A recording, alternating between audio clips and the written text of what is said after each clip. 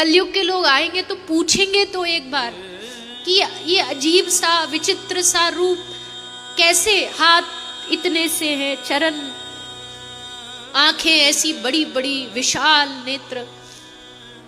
श्री राधा रानी के प्रेम को सुन करके ये तीनों अपना आपा संभाल नहीं पाए। रानियों ने देखा कि ये कृष्ण पूरी रात भर राधा राधा राधा कह के रोते रहते हैं।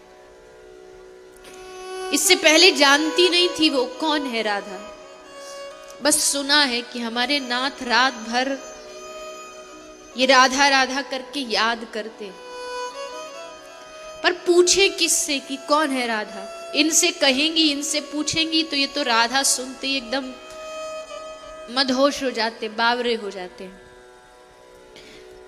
तो सबने सलाह की कि हमारी माता जो है रोहिणी मैया, ये कृष्ण के साथ रही थी ब्रज में, तो ये जरूर जानती होंगी कौन है राधा। तो रोहिणी मैया से कहा, माता एक जिज्ञासा है। रोहिणी मैया ने कहा, बोलो। रानियों ने कहा, हमको राधा रानी का चरित्र सुनना। रोहिणी मैया ने कहा रानियों को, अच्छा ठीक है मैं बता दूंगी, पर ये बताओ अगर वो चरित्र कृष्ण ने सुन लिया तो को रोक। बोले हम कृष्ण की बहन को खड़ा कर देंगे, सुभद्रा खड़ी हो जाएगी, ये तो रोक के खड़ी हो जाएगी, भाई को मानना पड़ेगा बहन की बात। आया नंदगांव के पास एक गांव था बरसाना, और उस बरसाना में वृषभान की लाली थी जिसका नाम था राधा। राधा बोला ही कि सुधर्मा सभा में सिंहासन पर बैठे श्री कृष्ण के शरीर में मानो कोई विद्युत, कोई बिजली दौड़ उठी। एकदम चौंक गए, किसने लिया ये नाम? इस द्वारिका में कौन है जो मेरी प्राणेश्वरी का नाम ले रहा? राम जी ने पूछा, क्या हुआ कृष्ण?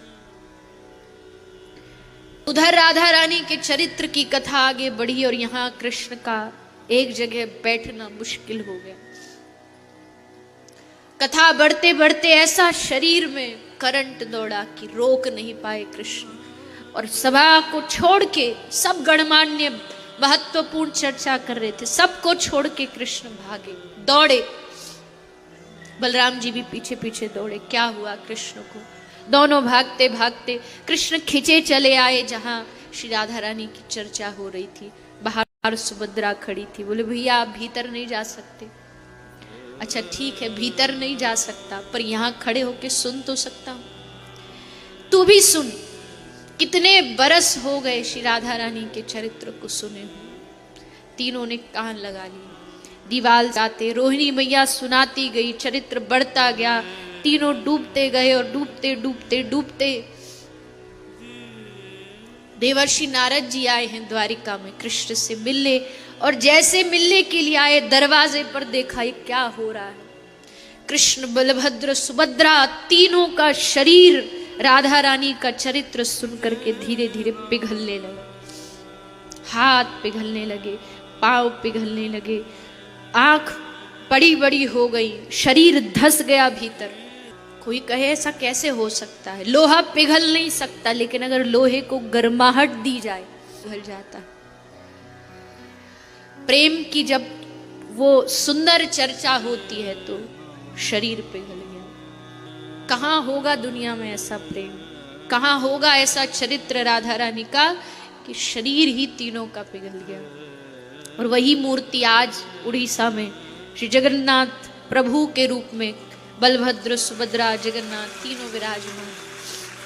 ये श्री राधा रानी के प्रेम का प्रमाण है जगन्नाथ भगवान।